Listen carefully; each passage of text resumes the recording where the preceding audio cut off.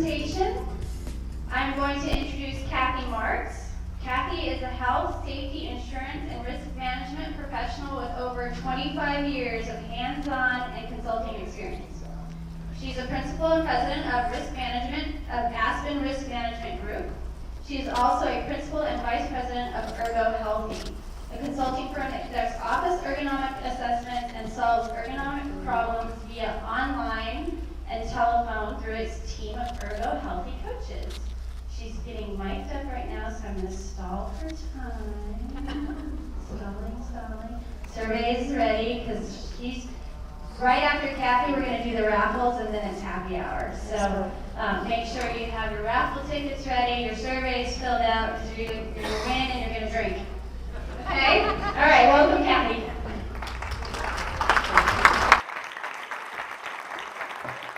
Thank you. All right, two things. Two things I'm very, very clear about. Number one, I do understand that I'm the only thing between you and drinks. I get that. I don't need people looking at their watch. I totally get that. Hopefully Dr. Browning will stay here, because I am getting over a cough and I had no idea my arms could be paralyzed, so I'm a little paranoid right now. So thank you for letting me be here. I am double mic'd up, so hopefully I won't trip and fall and get all tangled up. So it is always an honor for me to speak to safety professionals, and I call all of you safety professionals. If you are an employer, if you have one person reporting to you from an employer perspective, if you work with other people, you are a safety coach and mentor. So I want to make sure that everybody feels that this applies to them, and I'm hoping that you will leave here with a few tools in your toolbox when you go back to your workplace and maybe look at it a little bit differently. So at the end of the day, every decision, every safety coach and mentor, whether your title is safety manager, safety coordinator, it doesn't matter, manager, lead, foreman, at the end of the day, our job is to save lives, prevent injuries and illnesses, and to keep our companies from harm. Period. That's it. Every decision we make as a safety leader falls into one of three buckets. That's a moral obligation, a legal obligation, and a financial obligation. If you think of every decision we make to keep somebody safe on the job, it fits into one of these three buckets. And so sometimes I think we make it so complicated. There's always these rules and regulations and all these OSHA things we have to think about. If we create a safe workplace just because it's the right thing to do, it's not that hard. So I'm hoping that I'm going to walk you through some tools that'll help you create a safe workplace. Now, when we think about OSHA, Occupational Safety and Health Administration, it wasn't put into place until 1968. In my world, that really wasn't that long ago. I had my very first job, although I was very, very young, in 1974, scooping ice cream at Thrifty Drugstore in between high school, summer.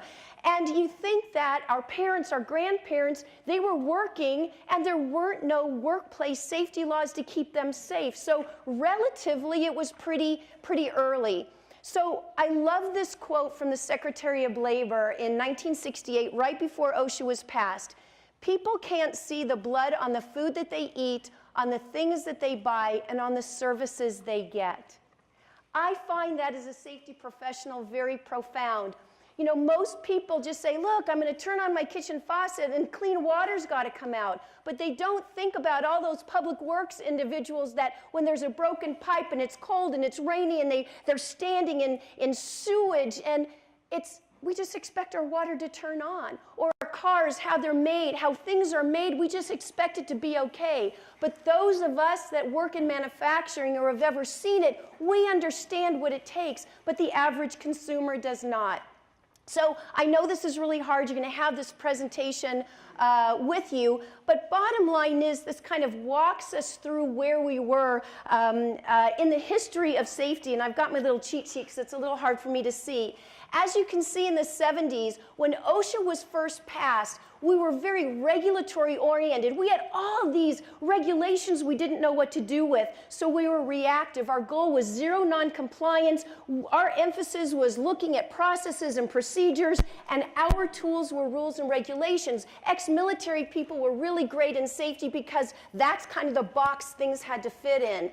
And 10 years later, in the 80s, we said, okay, we kind of have this this rules and regulations things down, and then we got into total quality management, TQM, right? We had safety champions, workplace champions, and we were now looking at prevention versus being reactive.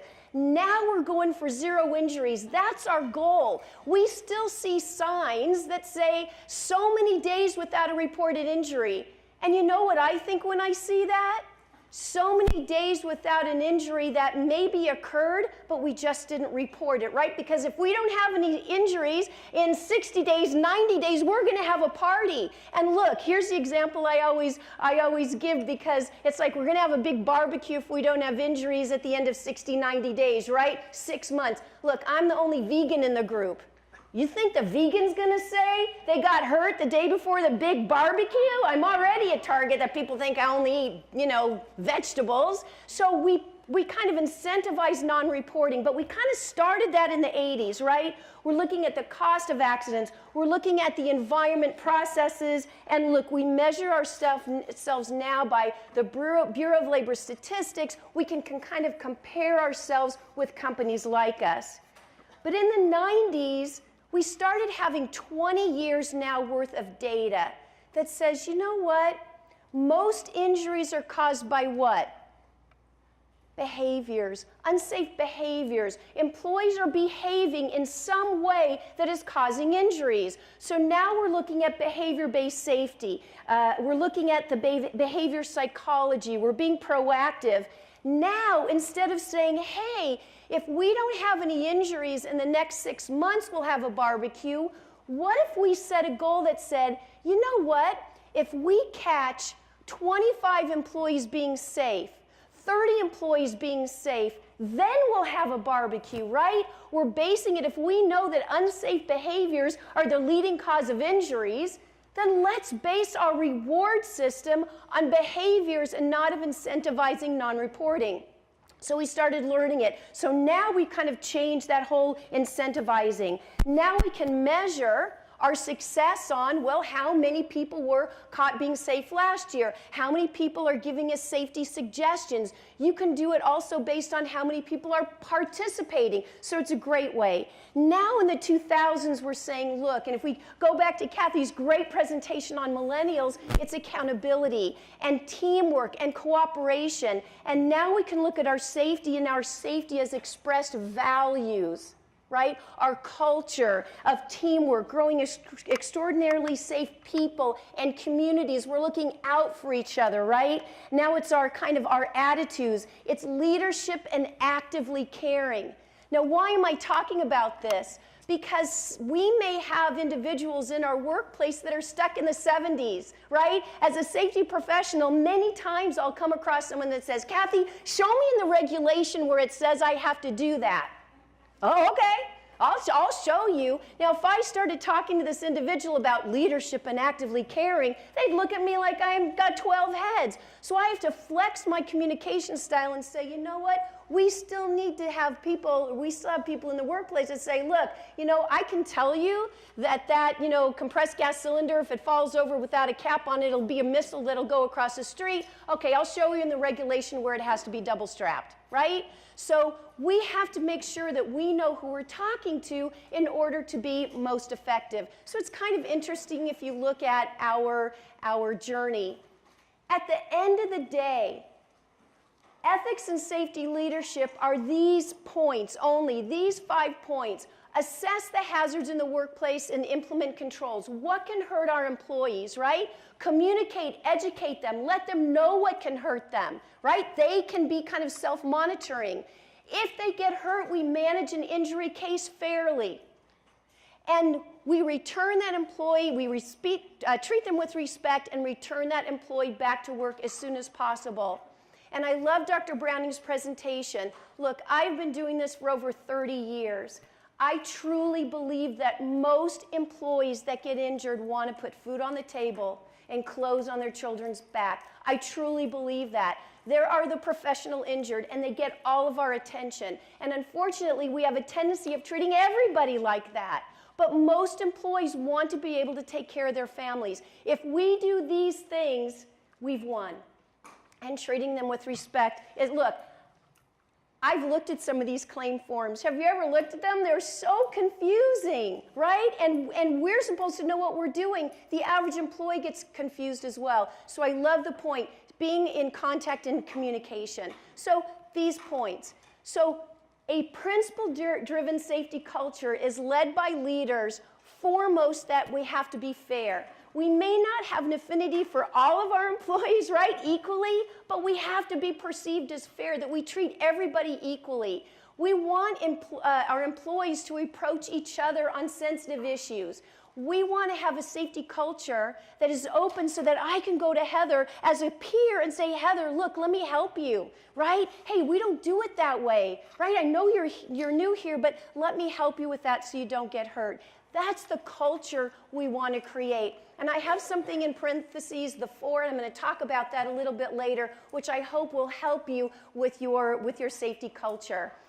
Leaders, look, they espouse our values. They talk about the company values, the company mission statement. They believe that they have a safe workplace, that everyone deserves to work in a safe environment.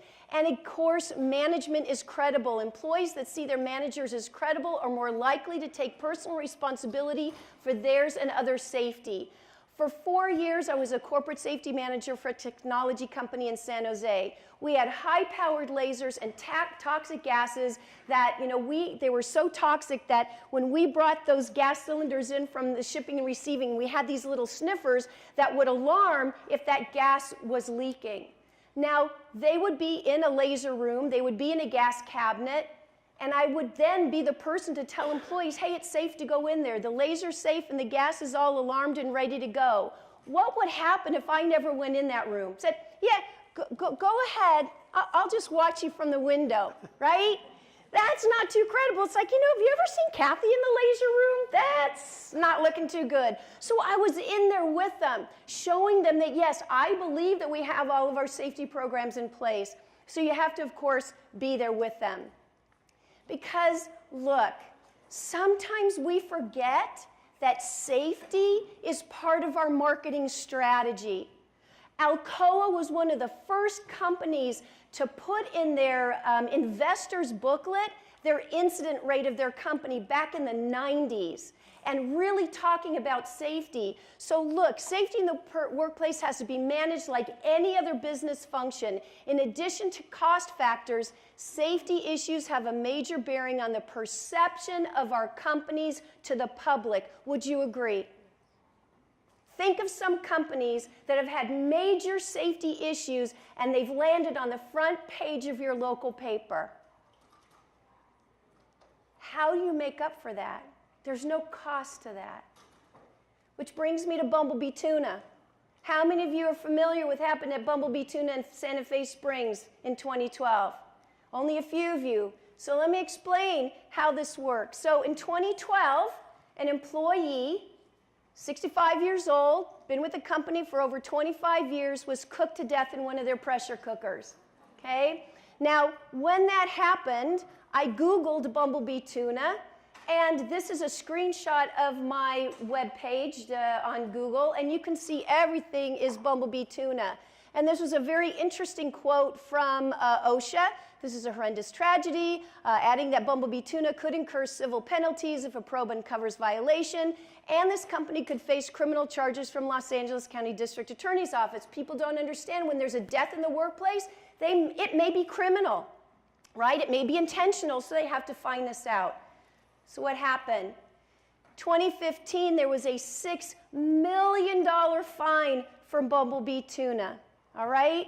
So when we think about the perception to the public, and I think allegedly now there's like a $25 million suit for price fixing, right, for tuna. So now let's put them back in the news. But for this $6 million fine, $3 million of that is going towards putting in updated equipment. Because what happened was these retorts is what they're called, and you can see on the far right, the cans of tuna are put in carts, they're pulled by a chain, right? And as they pull the chain, the carts go into the back of the pressure cooker. Well, these were old pressure cookers, and the chains were known to break, okay? So what happened was, in this particular situation, the chain was broken. An employee went into the back of the 30-foot pressure cooker to help the carts go in. People lost track of him, thought he was in the bathroom, pushed the carts in, closed the door, turned it on, and 2 hours later, they found him, right at the very back of the pressure cooker. So here's the other thing that went with this. The safety manager was convicted of a felony. He has to pay $20,000 out of his own pocket, do 30 days of community service. This operations manager was only convicted of a misdemeanor, has to also do public service, about $12,000 of personal fines, and has to go to confined space safety class. Really? So as you could see, confined space, yes. What was the other regulation that they violated? Lockout, tagout. Absolutely. So lockout, tagout means that any time an employee goes into a piece of machinery and you can't see them, of course, or that it can't be turned on while they're in there, you have to lock it out at the circuit. The employee should have had that key in his pocket. There was no excuse for this. So Bumblebee was all over the newspapers. So huge bearing on our company organization. That's the financial piece that this all fits in. So when we look at our responsibilities, and I'm going to throw this regulation out. Now, federal OSHA, of course, has the general duty clause where OSHA started, right? So employers are held accountable for recognized hazards that are causing or likely to cause, which is kind of the scary part of all this, that could cause an injury, that they have to comply by OSHA regulations, and of course, employees have to comply as well. California, we don't have the general duty clause because we have our own set of regulations, but hopefully every one of you has an injury and illness prevention program. So just because there may not be a regulation for a particular hazard, it'll fall under our IIPP. So that's kind of the regulatory piece from that. So bottom line is, where does safety come from? You know what? For having someone go into a 30-foot long pressure cooker and help bring in carts, that just doesn't make sense, because safety has to be a value. If I never see another sign again that says safety is our #1 priority, what happens to priorities? They change, right?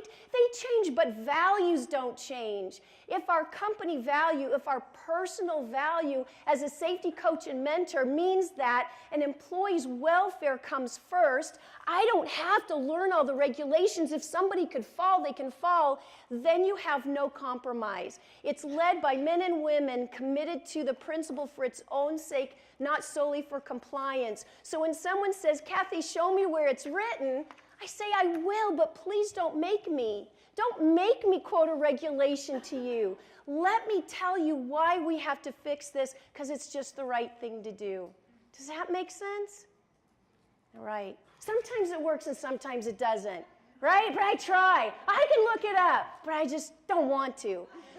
So as a sample mission statement, I have a client, I took their name off, they had a few extra things in here, but I love this company mission statement. It's on their website, and they first say that their employees are their greatest asset, right? That they work as a team, that they want to provide benefits and salaries that's best possible. They want to work alongside their employees, right? That they want to make it a team. So having a mission statement. I have another client, and I love this. I walked all through their company. It says, our goal is that nobody gets hurt. How simple is that, right? It's not, we're going to reduce our back injuries by 5%. Nobody gets hurt. That's our goal. And we have to start with that premise. So when I look at what does a safety leader look like, right? When I ask you that question, think about managers, supervisors, maybe somebody that you work with now. What are some of the characteristics that you really appreciate in them as a leader in the workplace? Honesty, I love that. Consistency, being fair. Initiative? Yeah. Thank you. Approachable, right? Cathi was talking about the open door policy, right? No, don't have an open door. Yes, approachable. You want to be approachable. You want people to say, you know, look, you know that idea, Cathi, you came up with? And that came, Have you ever had great ideas at 3 o'clock in the morning when you couldn't sleep, and they seem so great, and then you implement it, it's like, yeah, no, in real life this doesn't work? You want someone to tell you, yeah, maybe that didn't work so well. So approachable is really important because people's lives are in your hands. When I was a safety manager, it never, never left my heart that these people's lives were in my hands. I was humbled, and I wanted them to come to me. So approachable. So we look at management and leadership, and you know, I have to tell you, I kind of have a problem with this. No one should be a manager, everyone has to be leaders, and we've made managing this bad word, I think, over the last couple of years. Don't be a manager, be a leader, but don't you have to manage processes, schedules? Everybody has to manage, right? It's not a bad thing. It's part of being a leader, right? So you have to be able to do this, but leadership is that establishing direction and, you know, aligning people and motivating and inspiring. I think we can motivate and we can inspire. That's part of being a leader. But when we look at the characteristics of leadership, there was a survey done at UC Berkeley several years ago, and they looked at 54,000 employees. And look at the number one answer they gave for characteristics in a leader: integrity. Integrity. I love the last one, courageous. Nobody wanted their leaders to be risk takers and courageous, especially as a safety leader. It's like, yeah, don't take a risk with my life. But integrity. I believe you when you say it's safe to go in that lab. I believe you when you say that I am prepared to work on that heavy piece of equipment. I believe you when you say that that piece of equipment is locked out so I can crawl inside and clean it out. So integrity is huge when we look at leadership ingredients. So I ask you, when you think, okay, so what does integrity look like to you? How about that you will keep their safety in mind at all times, that you're not going to take a risk? Do you think that your employees might be a little bit more productive if they felt that they were safe? It's been proven that they do, right? Understanding and empathy, integrity also means that you know that they might have had a bad day, right? That they are meeting that tough schedule, that is 5 o'clock on Friday, but we still have a whole lot of things to do, right? They know that. They know that they have you. They know that you know they have major deadlines. You know what makes them tick, right? You see them as a human being. And as a safety leader, knowing their names, knowing their kids' names. And as a safety professional, and for looking at colleagues, I know how important that is. Because it's not all just about that employee being safe. It's the fact that all those people in their lives are waiting for them to come home. And that is our responsibility in our hands. So when we motivate, by celebration, right? So we have to make safety a part of every decision we make. I remember doing a safety leadership class created for the company that I worked for, and I invited all the managers, and the sales manager said, look, we're in sales, we're never here, none of my people are going to attend your safety leadership class. I said, okay, well, let me ask you this, Russ. How long does it take to make our product? Our product was made in the technology industry, specific to every client. And it's about 18 months. I said, so Russ, when you promise one of our clients that our product is going to be in their fab, up and running in 9 months, do you think that affects safety? Well, yeah, it does. Because if it normally takes 18 months and you're promising 9 months, people have to work overtime and longer hours, and they're under stress because you made promises that somebody has to deliver. So whether you're in sales or marketing, you do affect safety. And you know what? Everybody on this team showed up to my class. I won. So that's the start of your safety culture. When the Russes of the world understand that they do impact safety, and it's integrating safety into all of our daily activities with mutual responsibilities. It's not just on us, but it's on the employees too, and to encourage them. So a couple lessons from safety leaders very quickly. Number one is we've heard it. Silence is consent, right? We've heard it, that if I'm a safety leader, I better have my eye protection on, I better have my hard hat on, I better have my vest on. And I have to tell you a quick story. I was at a foundry in another state, and I had an opening meeting with the safety manager talking about their safety, and I heard from one of my consultants that they really didn't have their act together, so I went there myself. And I grabbed my safety glasses, and I said, all right, let's go out on the foundry. And the safety manager is okay. And I said, all right, I'll wait for you to get your safety glasses on. He goes, I don't wear safety glasses. I went, two things. Number one, you are when you're with me. I'm not going out there without you wearing safety glasses. And I thought to myself, what am I going to see out on that foundry floor? If the safety manager's not wearing safety glasses, what am I going to see? And what do you think I saw? It broke my heart. It broke my heart. And of course, I know some of you, but as the morning went longer and my blood sugar was dropping and the more stuff I saw, I closed my binder about noon, and I knew I had to just close this up, especially when the last thing was this young man went into a pit to clean it out, and I asked him, do you lock this out? Well, yes, I do, and I always ask, who has the key to your lock? And he said, my supervisor. I went, I'm done, right? So that was indicative. Walking the walk is so important, and we have to be that example, right? Of course. The second one is, of course, showing people care usually spurs them on to better performance. The whole Hawthorne syndrome, right, where you talk to 6 safety professionals, you're going to have 7 interpretations of the Hawthorne story. But bottom line is, in the 20s, there was a production facility, and a researcher went in to really kind of look at how lighting affected production. And he took 6 women off the production line. And he talked to them over a period of 5 years. How was your job? And their production went up. Made a few tweaks, and their production went up. Gave them a few breaks, and their production went up. Gave them hot meals, and their production went up. And after 5 years, they were asked, what was it that made your production change? Was it all the changes? They said no. It was because someone finally asked us about our job and cared about us. And when was the last time we went to our employees and said, hey, how are you doing out here? What's it like? When I first dressed up in the bunny suits and went into the fab, and I saw employees in their eyes, because that's all you can see in there, they were really, that's new safety ladies in here, because my predecessor never went into the fab. They were worried. And I said, look, how can I help you be safe if I don't know what you do? I have to be in there with you. So we have to roll up our sleeves. The third one is something, now I'd like it all of you, just on a piece of paper, write down the 4 people in your life that would be affected if you got hurt on the job.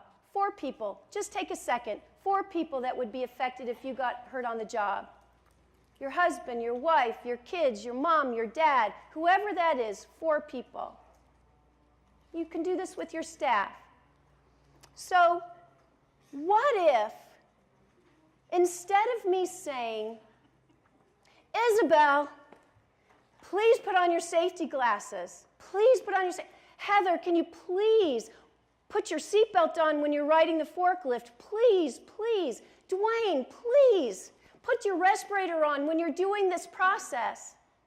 What if instead I said, hey, Isabel, I held up 4 fingers, and Isabel immediately recognized, it's not about you, Isabel. It's about those 4 people at home that are relying on you to save your sight. And what if Isabel then said, hey, Heather, 4. And instead of Heather saying, hey, Isabel, it's my life, Heather goes, right, it's not about me. And Heather says the same thing to Dwayne.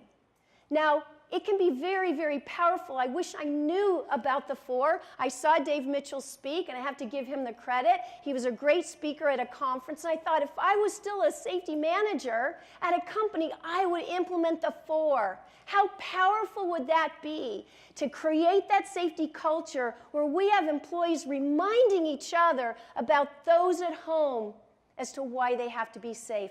Makes our job so much easier than throwing out regulations, right? Nobody wants to hear that. The 4. Quickly, the financial impact. Certainly, we talked a little bit about payroll. You know that. And I just wanted to throw that out. As safety leaders, we have to be aware of the financials. We know that as our policies renew in 2017, the losses that have occurred in 2013, 14, and 15 are all included in that XMOD calculation. We know that we have direct costs and indirect costs, that the truer cost of an accident is 3 to 4 times that cost that's listed on that loss run, right? So we could take that medical cost, kind of multiply it by 4, if you will. There's all different kinds of calculations. That's the truer cost. As safety leaders, how much revenue is required to pay for that? Well, if you look at a profit margin, at a 3% profit margin for an $8,200 injury, you're going to have to bring in $275,000. Or an increase in your premium of $8,200 with the 3% profit margin. And a 1% profit margin, it's $825,000 for one injury or one increase of insurance. So it is the moral responsibility. There is the legal responsibility when we think about fines and penalties, and the financial responsibility to keep our company whole. A lot when it comes to safety leadership. So as I wrap up, I love this quote, especially after being a safety manager, and some of you may feel it. Courage is being scared to death, but saddling up anyway. Have you ever felt like that? Right, as you walk into work going, I'm okay, I'm opening up those doors in that saloon and I'm walking through, right? So we do it. So what do great leaders ask themselves? They ask themselves, what are my core values? What's important to me? Production, quality, safety, those aren't independent of each other. They're integral. You can't have quality if people aren't productive, and if they're not feeling safe, they're not going to give you anything. If people feel safe, if they feel that they can trust you with their lives and their families' lives, they're going to do anything for you. So we have to think of what fundamental leadership beliefs do I have when it comes to safety in the workplace. Only you can answer that question. So we have to rally our resources, right? If you have a yes man working for you, one of you is redundant, right? You don't want a yes person. You want someone to say, Cathi, my gosh, what were you thinking? I know your heart was in the right place, but you want people to approach you, right? All great leaders rally people to a better future. Look, if you're not optimistic, if you're an Eeyore and you can't see tomorrow, no one's going to follow you to wherever you want to go. So we have to be optimistic. Safety leaders are visionary, right? We must anticipate and not make the same mistake once. Captain Jean-Luc Picard, okay? Jean-Luc Picard, yes, he's real in some of our lives. He wrote a great management leadership book called Make It So, right? It's really thin, and it's all his great quotes about leadership. So as a leader, you have to believe deeply and instinctively, again, that things are going to get better. You have to act for the good of many, just not for personal advantage. If anyone from a safety perspective perceives you, I always tell safety professionals, you have to be the least political person in your company. Because if anyone believes that you are trying to implement safety for your own personal gain, they will not trust you. You have to have that perception and give that perception and be real that you have their best interests at heart and that you will go to bat for them even at the risk of your own self with the company. If I lost count how many times I was called into the boardroom with all the CFO, the COO, the president of the company, and they said, Cathi, are you sure? Are you sure we can't bring in that new laser? Yeah, because this one goes through metal and like Alice in accounting is right next door to the laser lab and there's only like drywall between her and yeah, I'm sure, right? So you have to be able to say that kind of really happened. So yes, you are the holder of the vision, which is detected, right? Rather than made. They just believe you, right? So again, you're a visionary. You've demonstrated willingness to consider and accept new ideas. I somehow thought that just because I was safety manager, I had to have all the ideas. It's amazing what you hear from people if you're just open to it. And it's like, oh, I should have thought of that, right? It's okay to let that go. Have people realize their action affect the safety of others, right? It's not all about them, it's about the others. means being able to challenge and inspire others around the company vision and values. I have a book that I use when I teach a class, and it says, we cannot and do not motivate others. That's what the author says. I think we can motivate. If the thing is, you don't think we can motivate, can we inspire? We can inspire people to help others. You are a role model. Again, make it so. Jean-Luc Picard. What you really value is evident from what you pay attention to and emphasize. These are our implied priorities. Again, we have a tendency of paying attention to maybe those individuals that are working the system and are really good at it. I encourage you to pay attention to those employees that, look, aren't there some that's like, yeah, I know I have a broken arm, Cathi, but I really can still suit up, right? It's like, oh my gosh, no, you are the one that really has to stay home, right? So look, your values become obvious from what we reward and punish. Your true cultural values are reflected in our actual behavior. We have to treat each other with respect and dignity. We have to. That's what's going to help motivate them. Safety as a manager, we have to manage, we have to lead, right?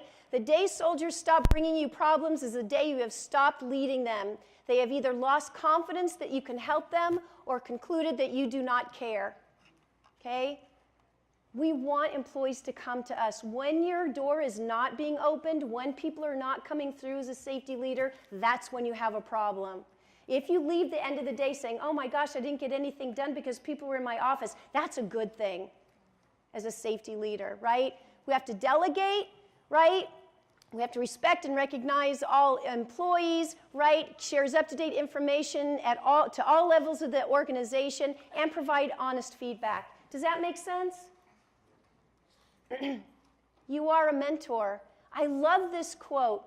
A lot of people have gone further than they thought they could because someone else thought they could.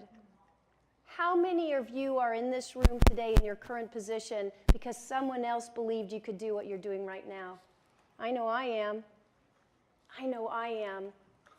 When you have safety committees, when you have someone who may seem like, oh my gosh, they're in my office again, that's interested in safety or your job, encourage that, because succession planning is really important. They may be that future leader. So cultivating leadership and talent in others, let them lead a safety meeting because they have an affinity towards it, right?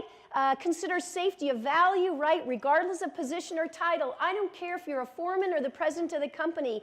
Every quarter, our president would talk and we would give out patents and awards. And I say, look, Art, please just say something about safety. And I'd write a piece of paper, even if it just said, hey, at the end, be safe out there. Right? Hey, we care about your safety. Having the president, the highest officer, say the S word in front of all employees is so powerful because employees understand that it comes from the very top. And you are a protector. It must be a Cathi thing because I also quote Yoda, right? Around the survivors, a perimeter create, right?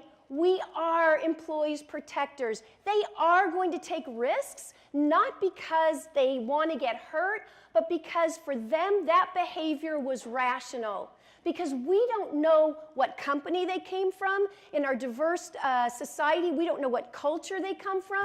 Some cultures, life is pretty cheap, right? And they might take risks. They might be lucky to have a job. They're not going to ask you for personal protective equipment, even though they know they should have it. So their behavior, as different as it may seem to be, to them it's rational. So we have to sometimes protect them from themselves. We have to be honest, provide straightforward feedback. Again, we have to know that employees, that risk will not be taken for the sake of profit, that safety and their wellness comes first. Take responsibility. We listen and listen and listen again and gather data. That's what a good safety protector does. And at the end of the day, you have heard from 4 speakers now. We've given you information, we've given you words, we've given you buzz phrases, right? And I love this quote, believe nothing, no matter where you read it or who said it, even me, no matter if I have said it, unless it agrees with your own reason and your own common sense, your heart, it doesn't make sense.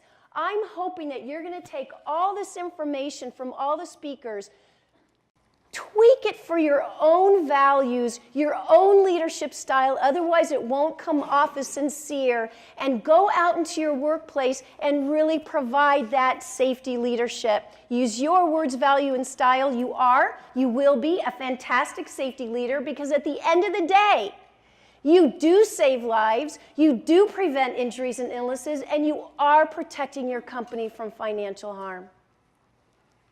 And now we can drink. Thank you.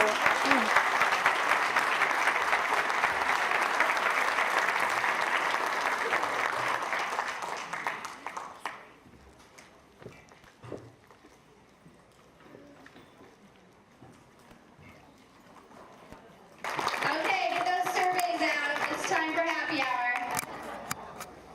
Hello, I'm Ma M.D. with Work Partners. I'm the Chief Executive. What a wonderful event here in North County. We're really excited to be a part of this. If you aren't here this year, we really hope you'll join us next year and help us continue to grow this wonderful event where we have so many people here enjoying the time, learning, and having the opportunity to network. Happy hour ending.